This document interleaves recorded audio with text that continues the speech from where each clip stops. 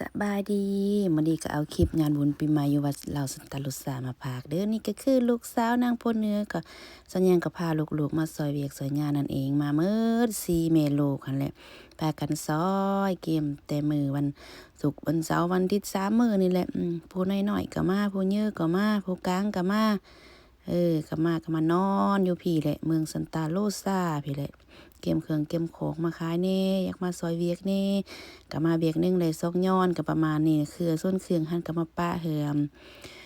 แผนกขายผักเพิ่นเขาเจ้าขายให้จังซี่นะเฮาก็มาซอยเวียกอยู่เรือนครัว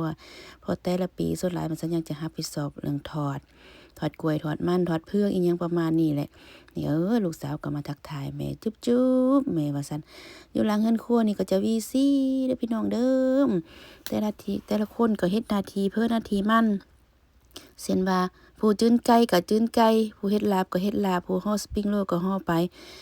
ระหว่างหน้าที่ไผหน้าที่มันบ่ปะเนาะต้องเฮ็ดให้แล้วอันทอดแล้วก็ไปขายก็ขายอันตัวนี้มันเป็นของวัดเด้อพี่น้องเด้อเฮาจะพากันซอยเหลือแบบเผื่อพี่น้องชาวลาวอยู่อ้อมแอมบางเทื่อก็อยู่ต่างเมืองมาซอยกันส่วนรายได้ที่ขายนั้นก็จะเป็นเอาเข้าวัดเพื่อมาบูรณะรักษาวัดให้มันมีความเจริญความก้าวหน้ารุ่งเรืองไปเรื่อยๆเพราะทุกๆปีมันจะมีโอกาสในบุญที่กฐินบ่บุญพระเวทบ่หรือว่าบุญปีใหม่แบบนี้พวกพี่น้องชาวลาวทุกๆคนที่มาวัดนี่มาสร้างสาซอยกันนี่ก็จะซอยกันเฮ็ดกันสร้างกันขายกันเฮ็ดอยู่เฮ็ดกินประมาณนี้แหละพี่น้องก็ผู้เฮ็ดก็ต้องเฮ็ดโดยใจแท้ๆเด้อพี่น้องเด้อจังรอดเด้อพี่น้องเด้อถ้าว่าอยากเฮ็ดแด่บ่อยากเฮ็ดแด่นี่บ่รอดพี่น้องมีอย่างนี้ต้องเฮ็ดให้มันแล้วหน้าที่พี่น้องหลังจากแต่เริ่มต้นมาจะต้องเตรียมเครื่องด้วยตัวเองซ้ำๆกับแบบอยู่เรือนเฮาเป็นร้านอาหารของตัวเองจังซี่แหละแบบคิดแบบประมาณนั้นล่ะพี่น้องจะต้องเฮ็ดด้วยตัวเองสูตรเจ้าเป็นแนวใดเจ้าก็ต้องมาจัดด้วยตัวเองโลดบ่ว่าเผลอบ่ว่าข้าวเปียกหรือว่าอันนั้นก็แล้วแต่เจ้ารับผิดชอบแล้วเจ้าก็ต้องเฮ็ดเต็มที่หลังจากเรียบร้อยแล้วก็ต้องล้างเมียนละอาดเมียนสะอาดสะอ้างลีนเกลียวล่ะพี่น้องเมียนทุกสิ่งทุกอย่างให้เรียบร้อยแล้วก็กลับได้นอกจากเสียว่าผู้ใดจำเป็นต้องพาเมื่อเวียกเมื่องานก่อนเมื่อเฮือนก่อนก็จำเป็นต้องปะให้ผู้ที่อยู่ที่หลังนั้นเมียนต่อไปก็เป็นประมาณนั้นสัญญังชื่อใดสัญญังตั้งแต่มาอเมริกาแต่ที่ปีแรกมาสัญญังก็ได้มาวัดนี้ทุกปีเนาะวัดไซเซถาเมืองซันตาโรซานี่ก็สัญญังคือสว่าถือเสียว่าซ้ำกับบ้านหลังที่2ของสัญญังหลังจากสัญญังออกจากบ้านนี่ว่าเป็นเลยคือว่าเท่านั้นหลังจากนั้นมาฮู้จักได้มาวัดนี้ตลอดก็คือว่าก็มาอาศัยเพิ่นขออยู่ขอกินนำเพิ่นเนาะเช่นว่ามีอาหารการกินเวลาเพิ่นมีงานอิหยังต่างๆเรียบร้อยแล้วเพิ่นก็จะมีอาหารการกินที่มันเหลือหลายนะพี่น้องเหลือหลายแล้วเพิ่นก็จะแบ่งปันให้เฮามื้อเฮือนมื้อซานซันยังก็สิพาไปสู่ลูกสู่เต้ากินแล้วก็แบบประหยัดออมกินไปซื้อไปกิน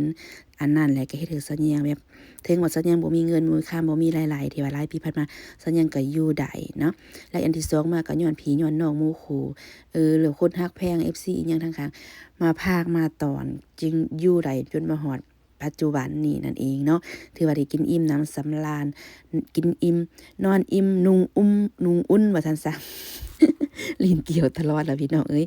ประมาณนี้ล่ะพี่น้องมาซอยเวียกนี่นะต้องมาด้วยใจแท้ๆเด้อต้องมาด้วยใจเฮ็ดเวียกก็ต้องเฮ็ดมืออีหลีเด้อพี่น้องเด้อเฮ็ดแต่เช้าเท่าค่ำจนเพิ่นเลิกพุ่นแหละก็สิประมาณนี้ทุกคนมาวัดนี่ฮู้ดีเลยหลังจากกลับบ้านเมื่อแม่นก็หัวเหนื่อยแอแล่เลย แต่ก็มีแฮงแล้วก็มีความสุขเพราะว่าเฮาได้มา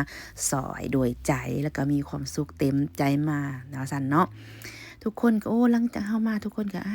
ฮักแพงซันยังก็ดีเจอตัวนี้เนาะเฮาเห็นหน้าเฮาปุ๊บทุกคนฮักแพงสามัคคีกันซันยังก็ถือซะว่าทุกคนที่มาซอยวัดตลอดนี่ก็ซ้ำกับเป็นพี่เป็นน้องเป็นครอบครัวที่เฮาสร้างเอาเฮาเฮ็ดเอาทุกคนฮักแพงมีหยังก็ซอยกันปันกันอยู่ปันกันกินมาจังซี่ล่ะพี่น้องฮักแพงกันไผเห็นก็ดีใจไผได้มาซอยเวียกนี่ไผเห็นก็ดีใจปลื้มยินดีว่าซั่นซะถ้าผู้ใดอยากมาซอยก็